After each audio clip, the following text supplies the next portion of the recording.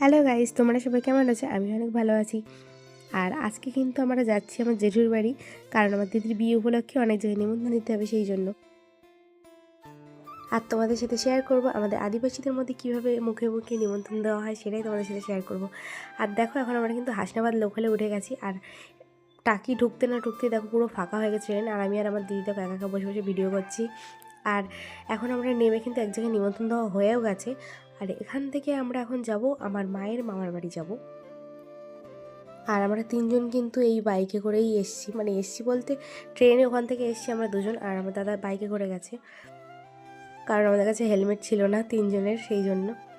আর এখন আমরা বাইকটা করে তিনজন করে আবার যাব।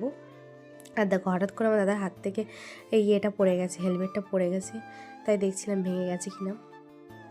আর এই গ্রামের দিকে কিন্তু যেদিকে যাচ্ছি সেখানে কিন্তু টককুল, আর এত সুন্দর খেতে লাগছে। আমাদের ওখানে কিন্তু পাওয়া যায় না টককুলটা, আর এখানে দেখি সব প্রত্যেকটা বাড়িতে টককুল ভর্তি। তাই জন্য আমরা যেখানে যাচ্ছি সেখানে খেতে খেতে বাড়ি যাচ্ছি।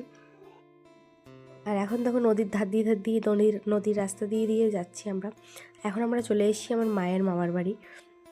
আর আমরা কিন্তু কোনোদিন আসিনি, সেই জন্য ওনারা আমাকে চিনতেও পারছে না, দাদাকেও চিনতে পারছে না।